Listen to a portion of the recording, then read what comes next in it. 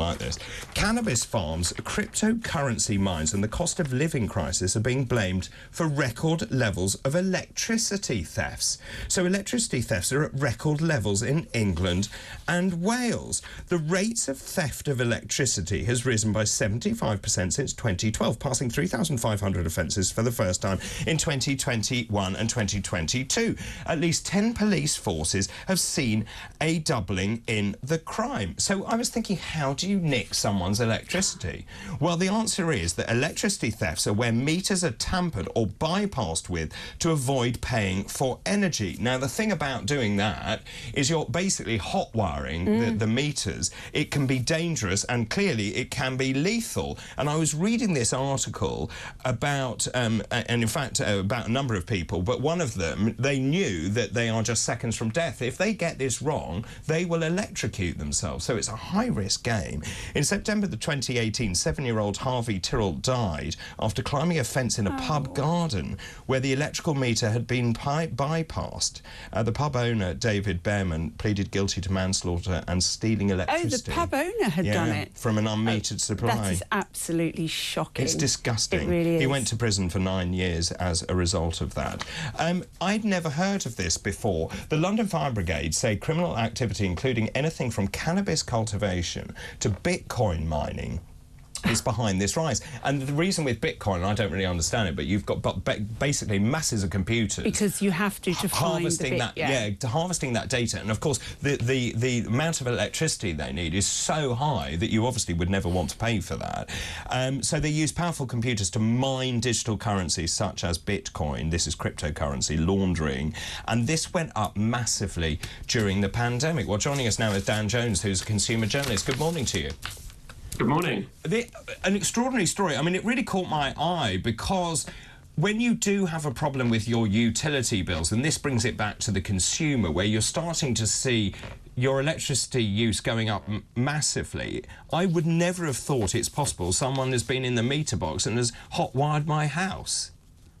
Yeah, I mean, it's actually, you're right, it has peaked hugely over the last couple of years, but it has been going on for a while. I remember even 15 years ago, you talk about cannabis farms, that was a big problem then. And back then, to crack down, the police would fly helicopters with heat detector cameras on them, and they would look at the roofs of houses that were glowing up 10 times hotter than the rest. And that was when they knew it was a cannabis farm, which was almost certainly stealing electricity, because, of course, if you're having all those heat lamps, it costs 10 times as much to run. But then coming back to now, of course, Bitcoin mining is a relatively new thing, and that's a lot of people were at home during the pandemic and started doing that. Again, that's hugely expensive if you're running 10, 20, 30, 40 PCs and laptops. And then, of course, the ordinary consumer seeing bills going up from what was £1,000 pretty much 2 years ago up to 2.5. It's very tempting for them to, ring their local electrician that they know from down the pub and seeing if he can bypass it and save them a bit of money. Well, interestingly, a survey of 150 electricians by an insurance company found that more than a third had been approached to interfere with meters during the past year. We know the real-term cost of electricity is more than doubled, so people are really struggling anyway. If the electricians are willing to do it, how on earth do you keep tabs on what's going on? I assume you need a smart meter, even if you might not want one, and keep an eye on it. Well, yeah, I mean, that's the thing. These figures are based on what's been reported to the police, and the police have investigated and found to be true. I mean, there's going to be loads more cases where people just don't know it's happening. And I think it happens in a number of places. See, that the cannabis farms might be in empty warehouses, so they're taking a feed from a factory. And then you've got the stuff in the homes, which is on a much, much smaller scale. So, if you've got a block of flats, who knows how many meters have been bypassed there. Yeah, and on the smart meter, I was thinking about this morning. It would certainly help you if someone was trying to steal from your flat. There's certainly been some cases where people have gone away on holiday and then they've realised their electricity was ticking over, and that's how they knew that someone was stealing theirs. But also what they're doing, they're probably just taking it straight off the main, so they're not technically stealing it from anybody else. They're just stealing from the electricity company. But I mean, that has an unintended consequence. Well, the prices go up, don't they? Yeah, I mean, I was just reading that the amount of theft is something like £400 million a year. It adds about £20 to the typical honest person's bill. And the punishment for dishonest use of electricity is an unlimited fine and sentencing of up to 5 years in prison, depending on the severity of the crime. So, but this brings me back to a much bigger, broader point. So I've had a massive run-in with an electricity company, which also was part of the reason for doing this, where I was paying a certain amount by direct debit. I'm massively in credit because I was good. So I said, look, I want to reduce the amount I'm paying every month. They've actually put it up. And the only way I found out was to log on and look at what they're taking. And I had to fight to put it down, to say, look, I'm not banking with you. Cancel it. Cancel it. It's terrible. I mean, the thing is that the reason they do this, there was an argument in the past, so you'd overpay a little bit in the summer, so when it went up in the winter, it wasn't such a shock. It kind of makes sense. What they've been doing lately, because a lot of them haven't had a great cash flow, they've increased it massively in the summer and then had it running through. I'm the same as you. I'm owed close to £2,000, and they make it so hard to get it back because you have to jump through a number of hoops. You have to have just given them the meter reading. Yep. Then they have just to have issued a bill, and then you have to contact them within 5 days. It's nearly impossible to time that correctly. So all they're doing is just making it harder and harder. So what started out as a sensible thing, you might come in to win the £100 in credit, just smooth it over. They're actually taking more and more and just making it harder and harder to get it back. You just got to be really, really pushy with them. But of course, you're on the app talking to them and they disappear. Or they don't answer. They don't answer. Yeah. Sorry, let me bring Dr. Rennie in. So I had the same thing with mine, where they were wanting to put it up. I didn't believe it was necessary, so I cancelled my direct debit, and I pay my bill at the end of every month. I take my reader meetings because. But you lose that. You don't get the bonus of a direct debit discount, do you? It's hardly anything, though. In the scheme of things, I decided I would rather have my money in my bank account than in there. So Dan, maybe is that the answer, or do you think that people should be on direct debit? Well, actually, traditionally it was always much cheaper, not much cheaper, but fairly cheaper to be on direct debit.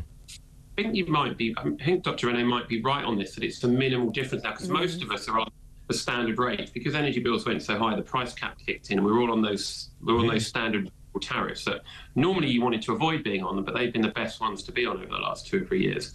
So actually on those, I don't think the direct debit discount is massive. I mean, it might make a small difference, but I mean, when they're holding that much money and interest rates as high as they are, you could stick that money in a current account. So interestingly, when I fought with mine owed £1,000, and I said, right, I'm putting this down, and I got a lecture on whether I was being sensible in my decision making, and I said I was quite confident in my own decision making. Thank you very much, and I don't want to be lectured to by some 20-year-old at a call centre. It's quite patronising, isn't it? It's incredibly patronising.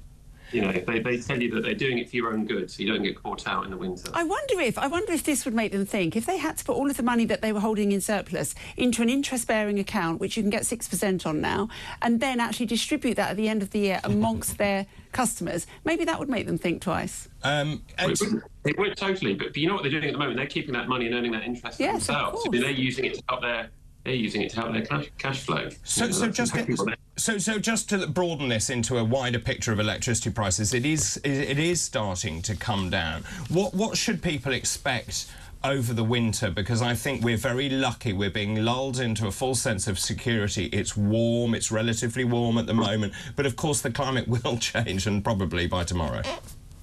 Yeah, I mean, they are down fractionally. They're down from Ofgem do it on a typical household use, so they're down from a typical usage of just over 2,000 to just under 2,000, 1,900. It's been above 2,000 now for about 2 years. I mean, we're a long way off going back to the £1,000 bills that we were used to back before COVID. I remember when they went up from about 1,000 to 1,200. That seemed like a huge jump, and it made front page news. And since then, they've doubled again. It'll be a while before they're down. I mean, over winter, it's just the usual stuff. I mean, if you can hold off from turning on your thermostat, of course, do that. If you're unwell or elderly, you can't do that. I mean, we always have a challenge to hold off as long as possible. Well, my dad refused, and he made us wear more and more jumpers until I looked like the Michelin Man, like that. Do you know what? I wanted to turn mine on at points last week, and one night last week I had my wood burner burning for the first time. I live in an old house. It's cold. It's really cold. Keeps cool in the summer. You need to grow a backbone.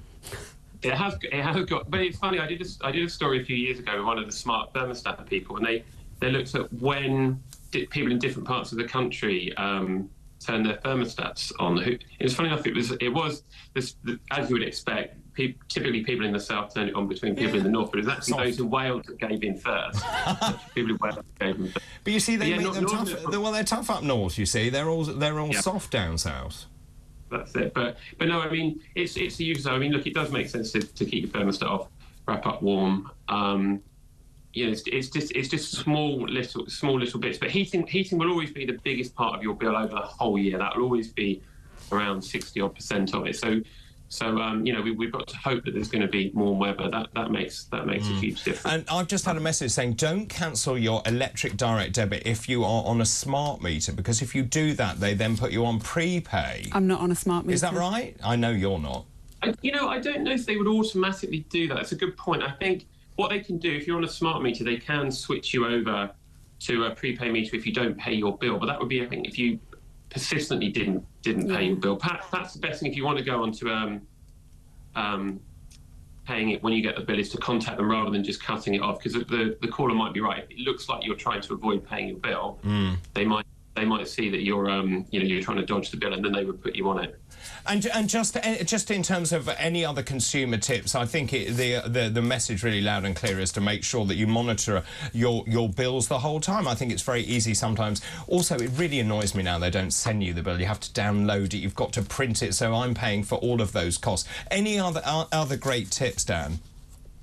Well, I mean, look, so the new energy cap comes in tomorrow. It's first tomorrow, isn't it? So the new energy cap tomorrow is slightly lower. So one thing is to take advantage of that is take your meter readings today or tomorrow morning, so that you can show to them what you'd used up until now and then what you're using from them. Because, like I said, although it's only a small increase, it still actually is about a 5% decrease. So then you can make the most of those lower lower bills. Just the usual stuff. I mean, it might be small, but all those zombie appliances, those things that you have plugged in, just switch those off. It's just all lots and lots and lots of small things. And how much? Okay, so I'm guilty of zombie appliances. If you've got like a TV on standby, how bad is that?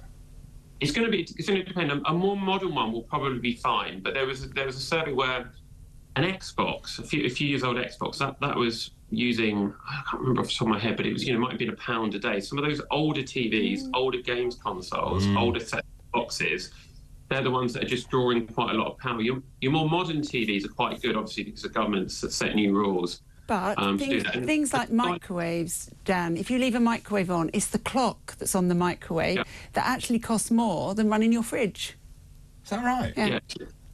It's all those little things that are left on. And the more, I mean, the other one, of course, is light bulbs. LED light bulbs use an absolute fraction of the electricity old ones do. Now, of course, they cost more money to buy. They've come down a lot, but they will last you for 10, 20 years. So that's where they say they do. Yeah. I'm not sure that's entirely true, Dan. But Dan, really good to talk to you this morning. Thank you very much indeed. That's Dan Jones. Thank you.